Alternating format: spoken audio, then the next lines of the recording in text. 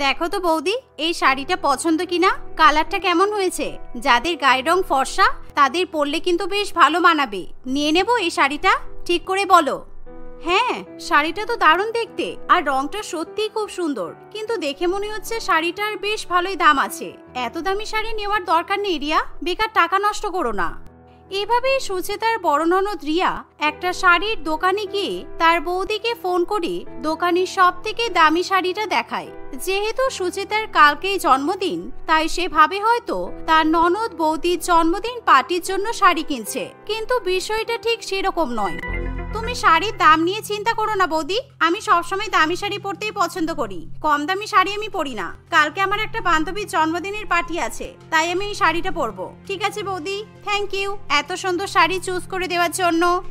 এই বলে বড় ননদ রিয়া বৌদির মুখের উপর ফোন কেটে দেয়। ফলে সুচেতার ভীষণ খারাপ লাগে। কোথায় সে ভেবেছিল তার বড় ননদ হয়তো তাকে উপহার দেওয়ার জন্য শাড়ি কিনছে, কিন্তু সেটা নয়, বরং তার বড় ননদ বান্ধবীর জন্মদিন পার্টিতে পরে যাওয়ার জন্য শাড়ি কিনছে। আর সেই সাথে রিয়ার তার বৌদির জন্মদিনের কথা মনে নেই, তাই সুচেতার খুবই মন খারাপ করে। আর কি করা যাবে, আমার কপালটাই খারাপ। কালকে যে আমার জন্মদিন সেটা তো কারোর মনে নেই, আর আমি ভাবছিলাম আমার জন্মদিনের পার্টি হবে, বাড়িতে 4-4টে ননদ, আর সারাদিন ওরা যা বলে আমি সেই কাজই করে দিই, কিন্তু আমার বেলায় কিছুই না। এই তো কিছুদিন আগে বড় ননদের জন্মদিন পার্টি গেল, আর আমি ওকে একটা ডায়মন্ডের রিং সারপ্রাইজ গিফট করলাম। আমি যেহেতু বাড়ির বউ, তাই আমার বেলায় নো পার্টি। এই ভেবে সুচেতা মন খারাপ করে রান্না করতে থাকে। আর সে যখন রান্না করে তখন তার আরো 2 ননদ চম্পা এবং লীলা সেখানে আসে, আর তারা নিজের বৌদির সঙ্গে অনেক অনেক গল্প করতে শুরু করে। সুচেতা ভাবে এবার তার 2 ননদ তার জন্মদিন পার্টি নিয়ে আলোচনা করবে। আচ্ছা, কালকে কি তোমরা 4 জন আমাকে রান্না করে বেশ থালা সাজিয়ে খাওয়াবে, যেমন প্রতি বছর আমি তোমাদের 4 জনের ভাতের থালায় মাছ, মাংস, মিষ্টি আরো অনেক কিছু দিয়ে সাজিয়ে দিই? কেন বৌদি, আমরা কেন তোমার ভাতের থালা সাজিয়ে দেব? তুমি কি অন্তঃসত্ত্বা নাকি যে তোমার 7 মাসের স্বাদের অনুষ্ঠান করার জন্য আমরা থালা সাজিয়ে খাওয়াবো? মাথা গেছে তোমার? এমন কথা শুনে সুচেতার খুবই খারাপ লাগে, কারণ এত সংকেত দেওয়ার পরও তার ননদরা কিছু বুঝতে পারে না। তাই সুচেতা রেগে গিয়ে রান্নাঘর থেকে তাদেরকে চলে যেতে বলে। আজকে মনে হয় বৌদির মেজাজ গরম, চল চম্পা আমরা কেটে পড়ি। ও হ্যাঁ বৌদি, যেই কথাটা বলতে রান্নাঘরে এসেছিলাম, কালকে তুমি আমাদের জন্য একটু মিষ্টি মিষ্টি করে ক্ষীরের পায়েস রান্না করে দেবে গো, ঠিক যেমন আমার জন্মদিনে করেছিলে। এই কথা বলা মাত্রই সুচেতা ভীষণ পরিমাণে খুশি হয়, কারণ সে ভাবে যে লীলা তার একমাত্র বৌদির জন্মদিনের কথা মনে রেখেছে, আর তারা শুধু তাদের বৌদির সঙ্গে মজা করতে চাইছে। যা, আমি কেন পায়েস করব? কালকে তোমরা পায়েস করবে, তোমরা তো ভালোই মজা করতে পারো দেখছি। আর লীলা, কালকে আমার পায়েস করতে নেই, বুঝলে? কেন, কালকে কি আছে? তুমি কি কালকে হাতে মেহেন্দি পরে বসে থাকবে নাকি? আমরা কালকে 4 বোন দুপুরে ভাত খাওয়ার পর পায়েস খাবো, তাই তোমাকে বললাম সকাল সকাল উঠে তুমি পায়েস বানিয়ে ফেলবে। এই বলে 2 ননদ রান্নাঘর থেকে চলে যায়, আর সুচেতার চোখে জল চলে আসে। সে নিজের জন্মদিন নিয়ে কত আশা করে বসেছিল, কিন্তু তার 4 ননদের তা নিয়ে কোনো মাথা ব্যথা নেই। সেই জন্য সে কোনো মতে রান্নাঘরে চলে যায়, আর নিজের দাদাকে ফোন করে দাদার কাছে নিজের 4 ননদের নামে নালিশ করতে শুরু করে। তোরা কেন আমাকে এত তাড়াতাড়ি বিয়ে দিয়ে দিলি? তোরার বৌদির ঘাড়ে আমি বোঝা হয়ে গিয়েছিলাম বল? আর তোরাও নিশ্চয়ই ভুলে গেছিস যে কালকে আমার জন্মদিন, যেমন আমার 4 ননদ ভুলে গেছে। তুই কি বলছিস? কেন ভুলে যাব? তোর বৌদি কাল তোর জন্য পায়েস রান্না করবে আর কাতলা মাছের কালিয়া, তাই কালকে তুই তোর বর আর 4 ননদকে নিয়ে চলে আসিস, এখানেই কেক কাটবি, কেমন? না, কোনো দরকার নেই। বিয়ের পরেও যদি বাপের বাড়িতে গিয়ে কেক কাটতে হয়, তাহলে বিয়ে করে শ্বশুর বাড়িতে এসেছি কেন? আমার জন্য কাউকে কিছু করতে হবে না, আমি কালকে আমার জন্মদিন পালন করতে চাই না। এই বলে সুচেতা ফোন কেটে দেয়, আর তার ছোট ননদ প্রীতি বৌদির ঘরে চলে আসে। প্রীতিকে দেখে সুচেতা আরো বেশি করে রাগ দেখায়। কি হলো, তুমি এখন আমার ঘরে কি ভেবে এসেছো? তুমিও নিশ্চয়ই তোমার বাকি 3 বোনের মতো আমাকে কোনো কাজের ফিরিস্তি শোনাবে? আমি কোনো কাজ করতে পারবো না। না বৌদি, আসলে আমি একটু বন্ধুদের সঙ্গে বেরোচ্ছি, আর কাল বাদ দিয়ে পরশুদিন বাড়িতে ফিরবো। তুমি প্লিজ দাদাকে একটু সামলে নিও, দাদা জানলে খুব বকাবকি করবে। আর বলছিলাম, তুমি আমার জন্মদিন পার্টিতে যে ড্রেসটা আমাকে গিফট করেছিলে ওইটা ছিঁড়ে গেছে, তাই আমি তোমার একটা ড্রেস চাইতেও এসেছি, আমাকে দেবে গো? অসাধারণ। তুমি কালকে বাড়িতেই পা রাখবে না, খুব ভালো। আমার আলমারি খুলে যা ইচ্ছা হয় সেই জামা নিয়ে এখান থেকে বিদায় হও, কারণ আমার ভীষণ মাথা ব্যথা করছে। এই কথা শুনে প্রীতি খুবই খুশি হয় আর সে নিজের পছন্দের জামা কাপড় নিয়ে তার বৌদির ঘর থেকে চলে গেলে সুচেতা আলো নিভিয়ে শুয়ে পড়ে। আর সন্ধ্যাবেলা সে ঘুম থেকে উঠে চা করতে যাওয়ার সময় দেখে যে তার চার ননদ বসে বসে ফোনের মধ্যে কেক দেখছে। আর এর ফলে সুচেতা আবার ভীষণ পরিমাণে খুশি হয়ে ওঠে। দেখ, আমাদের কলেজের ওই বদমাইশ মেয়ে টিয়া আছে না, ওর জন্মদিন পার্টির কেকটা দেখ কত বড়। আবার শো অফ করার জন্য সেই কেকের ছবি সোশ্যাল মিডিয়াতে আপলোড করেছে আর কত বড় পার্টি দিয়েছে দেখ। সত্যিই তো, জন্মদিন নিয়ে এত মাতামাতি করার কি আছে আমি বুঝি না। অন্যদিন আর জন্মদিনের মধ্যে তো কোনো পার্থক্যই নেই। সুচেতা এসব কথা শুনে আর সহ্য করতে পারে না। তোমরা যখন তোমাদের জন্মদিন পার্টির ফটো সোশ্যাল মিডিয়াতে দাও তখন, আর জন্মদিনটা সকলের ক্ষেত্রে খুবই স্পেশাল একটা দিন, শুধু দিনটা মনে রাখতে হয় আর ভালো করে পালন করতে হয়। এই বলে সুচেতা সেখান থেকে চলে যায়, কিন্তু তার ননদরা সেই কথাই কোনো রকম পাত্তা দেয় না। আর দেখতে দেখতে রাত্রি 11টা বেজে যায় এবং সুচেতার স্বামী অফিস থেকে বাড়ি ফিরে আসে। তখন নিজের বউকে এরকম ভাবে অন্ধকার ঘরে শুয়ে থাকতে দেখে তারও ভীষণ খারাপ লাগে। আর কুন্তল যখন সুচেতার সঙ্গে কথা বলতে চায় তখন সুচেতা কুন্তলের সঙ্গে কথা বলতে চায় না। তোমার সঙ্গে কথা বলতে আমার ভালো লাগছে না, তুমি যাও হাত পা ধুয়ে এসো, টেবিলে খাবার রাখা আছে, নিজে নিজে খেয়ে নাও, শুধু শুধু আমাকে জ্বালাতন করবে না। কি হলো তোমার? সেই সকাল থেকে কতবার ফোন করেছি তুমি জানো, কিন্তু তুমি আমার ফোনই তো ধরোনি। আর তোমার কি শরীর খারাপ হয়েছে নাকি? তুমি কিন্তু আমায় বলতে পারো। না, সব ঠিক আছে। আর আমার কি হয়েছে না হয়েছে তোমার তাতে কি? তুমি তোমার 4 বোন সবাই সমান, সবাই শুধু নিজেদের স্বার্থে আমাকে ব্যবহার করতে পারো, আর কিছুই না। সুচেতা যখন এমন কথা বলে তখন কুন্তল তার হাত ধরে হাতের আঙুলে একটা প্ল্যাটিনামের রিং পরিয়ে দেয়। আর সুচেতা যা দেখে পুরোপুরি হতভম্ব হয়ে যায়। সে বুঝতে পারে যে তার 4 ননদ বৌদির জন্মদিন ভুলে গেলেও তার স্বামী কোনোদিনও বউয়ের জন্মদিন ভুলতে পারবে না। তাই এমন প্ল্যাটিনামের রিং গিফট পেয়ে সুচেতা প্রচন্ড পরিমাণে খুশি হয়। ওয়াও কুন্তল, এই রিংটা দারুণ হয়েছে, খুব সুন্দর। তুমি এত সুন্দর প্ল্যাটিনামের রিং পছন্দ করে কিনতে পারলে? আরে কিনতে পারবো না মানে? আমার বসের আদেশ বলে কথা। কালকে ওনার আর ওনার বইয়ের 20 বছরের বিবাহ বার্ষিকী, আর সেই পার্টির সমস্ত দায়িত্ব আমায় দিয়েছে। আর ওনার ওয়াইফের জন্য প্লাটিনামের রিংও কিনতে হবে। আর বুঝতেই তো পারছো আমার প্রমোশনটা আটকে আছে, তাই আমি ওনার হয়ে প্লাটিনামের রিংটাই নিয়েই নিলাম। উনি আমি টাকা দিয়ে দেবেন বলেছেন। মানে তুমি আমার সঙ্গে মজা করছো? তাহলে আমার হাতে এই রিংটা তুমি পরালে কেন? আরে আমি তোমার আঙুলের মাপের আংটি কিনেছি, কেননা ওনার ওয়াইফ তোমার মতোই রোগা, তাই তোমায় পরিয়ে দেখে নিলাম ঠিক মাপ আছে কিনা, বুঝেছো? যেই না কুন্তল এমন কথা বলে তখনই সুচিতা রেগে গিয়ে সেই আংটি মাটিতে ছুঁড়ে ফেলে দেয় আর আবার পাশ ফিরে শুয়ে পড়ে। আর রাত 12টা বাজতে আর কিছুক্ষণই সময় ছিল, আর তার জন্মদিনের শুভ মুহূর্ত শুরু হবে, কিন্তু কারোর তা নিয়ে কোনো মাথা ব্যথা নেই। রাত 12টা বেজে গেলেই সুচিতার বান্ধবীরা ফোন করে তাকে মেসেজ করে হ্যাপি বার্থডে উইশ করতে থাকে।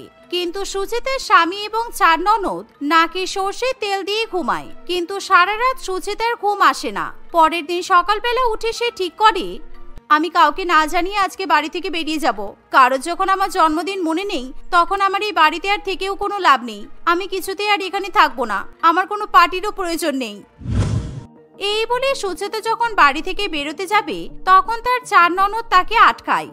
কি ব্যাপার বৌদি, তুমি বাড়ির সব কাজ ছেড়ে দিয়ে কোথায় যাচ্ছ? নিশ্চয়ই নিজের বাপের বাড়িতে যাচ্ছ। কথায় কথায় আমার বাপের বাড়িতে চলে যাও কেন? তোমার মনে নেই আজকে আমার বান্ধবীর জন্মদিন? তুমি আজকে সন্ধ্যাবেলা আমাকে শাড়ি পরিয়ে দেবে, তাই তুমি এখন কোথাও যাবে না। এই বলে সুচেতার ননদ কোনো না কোনো অজুহাতে সুচেতাকে আটকে দেয়। আর সুচেতা তার জন্মদিনের দিন সারাদিন মন খারাপ করে বাড়িতে বসে থাকে। আর দেখতে দেখতে সন্ধ্যা হয়ে আসে, আর হঠাৎ করেই তাদের বাড়িতে লোডশেডিং হয়ে যায়। উফ, এখন আবার কারেন্ট অফ হয়ে গেল, আর ভালো লাগে না। যাই মোমবাতি জ্বালিয়ে দিই। দাঁড়াও বৌদি, মোমবাতি জ্বালাতে হবে না। আমরা 4 ননদ আমাদের বৌদির জন্মদিনে এক্ষুনি চারিদিক আলোকিত করে দিচ্ছি। আর বৌদি, তোমাকে আমাদের তরফ থেকে শুভ জন্মদিন। তোমাকে জন্মদিনের অনেক অনেক শুভেচ্ছা জানাই, আমাদের প্রিয় বৌদি। এই বলে 4 ননদ সারা বাড়িতে টুনি লাইটের আলো দিয়ে ভরিয়ে তোলে।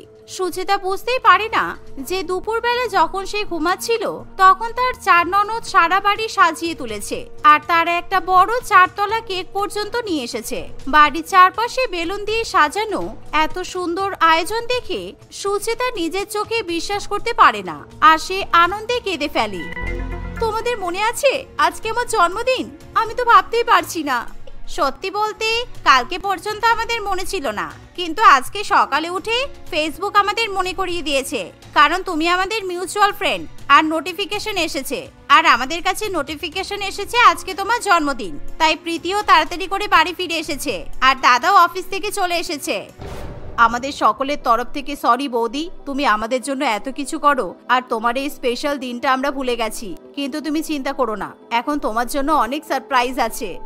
এই বলে চম্পা এবং লীলা দুজনে মিলে নিজের হাতে রান্না করা পায়েস তাদের বৌদির জন্য নিয়ে আসে। আর তারা তাদের একমাত্র বৌদির খাবারের থালা মাছ, মাংস, পোলাও, মিষ্টি, পায়েস ইত্যাদি খাবার দিয়ে সুন্দর করে সাজিয়ে দেয়।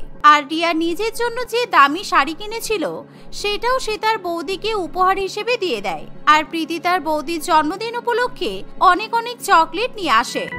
আমি ভাবতেই পারছি না তোমরা আমার জন্য এত কিছু করেছো। সত্যি আজ আমি দুপুর পর্যন্ত ভাবছিলাম যে আমার জন্মদিন একেবারে মাটি হয়ে গেল, কিন্তু এখন আমি নিজেকে খুবই লাকি মনে করছি। Thank you so much.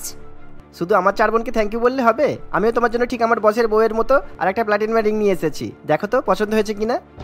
এই বলে কুন্তল তার বউয়ের হাতে আংটি পরিয়ে দেয়। এর ফলে সুচেতা খুবই খুশি হয় এবং তার জন্মদিনের কেক কাটে। কিছুক্ষণের মধ্যেই সুচেতার দাদা বৌদিও সেখানে উপহার নিয়ে চলে আসে। আর রাতে সুচেতার 4 ননদ তাদের একমাত্র বৌদির জন্মদিন উপলক্ষে একটা বড় পার্টি রাখে। সুচেতা সেই পার্টিতে নিজের বড় ননদের দেওয়া দামি শাড়িটাই পরে, আর 4 ননদ মিলে একমাত্র বৌদিকে খুব সুন্দরভাবে সাজিয়ে দেয়। বৌদি, তোমাকে দারুণ লাগছে। ভাগ্যিস কালকে আমি এই শাড়িটা কিনেছিলাম, আমার থেকে তো তোমাকে এই শাড়িটাতে বেশি মানাচ্ছে। আজকে তুমি খুব আনন্দ করো, আর আমরা 4 জন মিলে প্রমিস করছি যে আমরা কখনো আর তোমার জন্মদিন ভুলে যাব না। আজকে তোমরা আমার জন্য যা করেছো সেটাই অনেক। আমার সারাটা জীবন এই দিনটার কথা মনে থাকবে। এই জন্মদিন আমি কোনো দিন ভুলবো না। এভাবে সুচেতা তার পরিবারের সকলের সঙ্গে জন্মদিনের পার্টিতে আনন্দ করে। কি হলো মেঘনা, তোমাকে দেখে মনে হচ্ছে তো তুমি ভীষণ অসুস্থ। তোমার শরীর ঠিক আছে তো? জ্বর সর্দি হলো নাকি আবার? না না, আসলে আমি একটু আগেই নার্সিং হোম থেকে অ্যাবর্শন করিয়ে এসেছি, আর সেই জন্যই শরীরটা খুবই উইক লাগছে। ডাক্তার বলেছে 2-4 দিনের মধ্যেই সব ঠিক হয়ে যাবে। মেঘনার মুখে এমন কথা শুনে বিপ্লব প্রচন্ড পরিমাণে অবাক হয়। তুমি কি বলছোটা কি মেঘনা? তুমি কবে প্রেগন্যান্ট হলে? আমি কিছু জানতেও পারলাম না, আর তুমি আমাকে না জানিয়ে আমার বাচ্চার অ্যাবর্শন করিয়েও চলে এলে। এত সাহস তুমি কোথা থেকে পেলে? তুমি জানো এই খুশির খবরের জন্য কতদিন থেকে আমি অপেক্ষা করে আছি? শাট আপ বিপ্লব, আমার কোনো বাচ্চা চাই না, ওকে? কারণ আমার বাচ্চার কোনো দরকার নেই। আমি প্রেগন্যান্ট হয়ে আমার ফিগার নষ্ট করতে পারবো না, সেই জন্য আমি বাচ্চাটাকে নষ্ট করে এসেছি। কিন্তু তুমি কি আমার কাছ থেকে একবারও অনুমতি নেওয়ার প্রয়োজন মনে করেছো? এত বড় একটা সিদ্ধান্ত তুমি একা একা কিভাবে নিয়ে নিলে? দেখো, লিগালি কিন্তু বাচ্চাটা আমার, তাই আমার বাচ্চাকে আমি রাখবো নাকি নষ্ট করব সেটা সম্পূর্ণ আমার সিদ্ধান্ত। কারণ বাচ্চার জন্ম নিশ্চয়ই তুমি দেবে না। আমি এই মুহূর্তে কিছুতেই বাচ্চা কাচ্চা নিয়ে নিজের সৌন্দর্য, নিজের ফিগার নষ্ট করতে পারবো না। আর একটা মেয়ে মা হতে চাই কি চাই না, সেক্ষেত্রে তার স্বাধীনতা থাকা দরকার।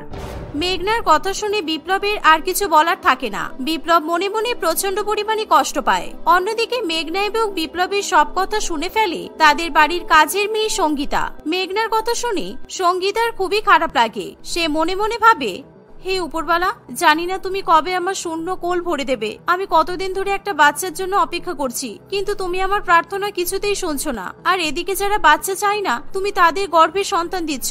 তুমি আমার প্রার্থনা কবে শুনবে? সঙ্গীতা তার স্বামী মদনের সঙ্গে বাস করত। মদন দিনমজুরের কাজ করে। দিনমজুরের কাজ করে সে বেশি টাকা উপার্জন করতে না পারায় সঙ্গীতা ও মেঘনা এবং বিপ্লবদের বাড়িতে পরিচারিকা হিসেবে কাজ করে। সঙ্গীতা এবং মদনের বিয়ের 4 বছর হয়ে গেলেও এখনো পর্যন্ত তারা বাবা মা হওয়ার সৌভাগ্য লাভ করতে পারেনি। তাই তারা সর্বদাই উপরওয়ালার কাছে প্রার্থনা করতে থাকে। অন্যদিকে মেঘনা ভীষণই বড়লোক ঘরের বউ ছিল। সে সবসময় নিজের রূপচর্চা এবং শরীর চর্চা নিয়েই ব্যস্ত থাকত। সে নিজেকে পৃথিবীর সবচেয়ে সুন্দরী মেয়ে বলে মনে করত, আর সে নিজেকে ছাড়া অন্য কাউকে নিয়ে কিছুতেই ভাবতে পারে না।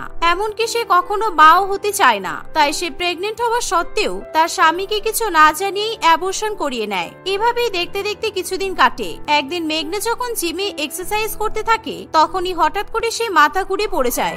হ্যালো, আমি মেঘনা জিম ট্রেনার বলছি। আপনার ওয়াইফ এক্সারসাইজ করতে করতে হঠাৎ করে মাথা ঘুরে পড়ে গেছে। আমরা ওনাকে হসপিটালে নিয়ে যাচ্ছি, আপনি তাড়াতাড়ি চলে আসুন। এই শুনে বিপ্লব খুবই ভয় পেয়ে যায়, তাই সে তাড়াতাড়ি হসপিটালে গিয়ে পৌঁছায়। মেঘনাকে চিকিৎসা করে ডাক্তার জানায় যে মেঘনা আবারও মা হতে চলেছে। এই শুনে বিপ্লবের খুশির কোনো ঠিকানা থাকে না, কিন্তু মেঘনা একটুও খুশি হতে পারে না। বিপ্লব, আমি এখনই অ্যাবর্শন করাতে চাই, কারণ আমার বাচ্চা চাই না। আমি মা হতে পারবো না, কারণ মায়ের দায়িত্ব পালন করা খুবই কঠিন। একবার আমি যদি মা হয়ে যাই, তারপরে আমি নিজেকে নিয়ে ভাবতেই পারবো না। প্লিজ, আমি বাচ্চাটা কোনো রকমে জন্ম দিতেই চাই না। এই শুনে বিপ্লব প্রচন্ড পরিমাণে রেগে যায়। দেখো মেঘনা, তুমি কিন্তু অলরেডি এর আগে এরকম একটা ভুল করেই ফেলেছো, আর দ্বিতীয়বার যদি তুমি এরকম অ্যাবর্শন করার চিন্তা ভাবনা করেও থাকো, আমি কিন্তু তোমাকে ডিভোর্স দিয়ে দেবো। তোমার বাচ্চার দরকার নাই থাকতে পারে, কিন্তু আমি বাচ্চা চাই। ঠিক আছে, তোমার বাচ্চা চাই তাই তো? ওকে ফাইন, আমি তোমাকে বাচ্চা দিয়ে দেবো, কিন্তু দয়া করে বাচ্চার দায়িত্ব পালন করার কথা আমাকে বলো না, কারণ এসব আমি করতে পারবো না। তোমাকে একাই কিন্তু বাচ্চাটাকে মানুষ করতে হবে। এভাবেই মেঘনা এক প্রকার বাধ্য হয়ে বাচ্চা জন্ম দেওয়ার সিদ্ধান্ত নেয়। অন্যদিকে উপরওয়ালার কৃপায় সঙ্গীতাও গর্ভবতী হতে পারে, কিন্তু তাদের দুজনের জীবনের মধ্যে অনেক পার্থক্য দেখা যায়। যেখানে মেঘনা গর্ভবতী হওয়ার পর থেকে সারাদিন বিছানার উপর শুয়ে থাকে, অন্যদিকে সঙ্গীতা গর্ভবতী অবস্থাতেই মেঘনাদের সারা বাড়ির কাজকর্ম করতে থাকে। সেই সাথে মেঘনা সঙ্গীতারও অনেক খেয়াল রাখে। সঙ্গীতা সারাদিন বিছানার উপর শুয়ে শুয়ে শুধু অর্ডারই করে। সঙ্গীতার এমন আচার ব্যবহার দেখে তার শাশুড়ি মা কমলা দেবী বলে, দেখো বৌমা, এই অবস্থায় খুব বেশি বিশ্রাম করা কিন্তু ঠিক নয়। তুমি তো সারাদিন শুয়েই থাকছো, একটু হাঁটাচলা করো, না হলে কিন্তু তোমার বাচ্চার ক্ষতি হয়ে যেতে পারে।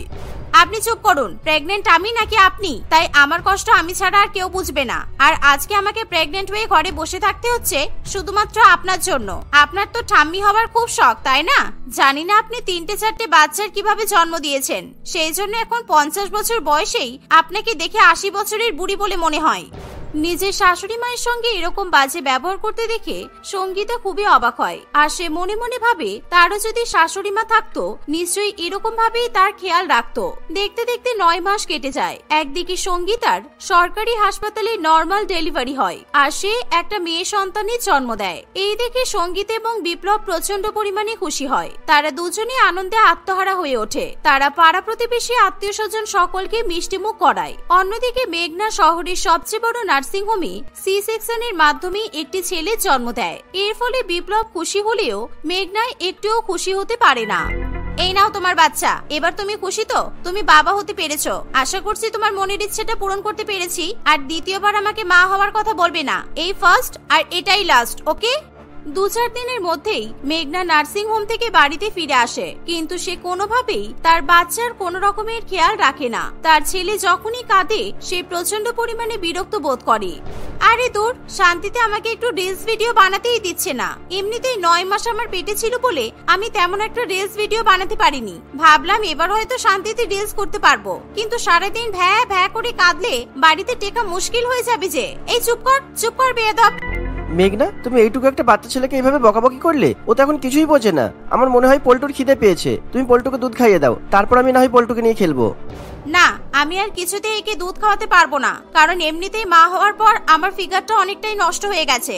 আমি একে দুধ খাইয়ে আর কিছুতেই নিজের ফিগার নষ্ট করতে পারবো না। তুমি বরং বাইরে থেকে দুধ কিনে নিয়ে এসে তোমার ছেলেকে খাইয়ে দাও। আর হ্যাঁ, আমি কয়েকদিনের মধ্যে জিম জয়েন করব, কারণ আমার আগের ফিটনেস, আগের ফিগারটা আমাকে ফিরিয়ে আনতেই হবে।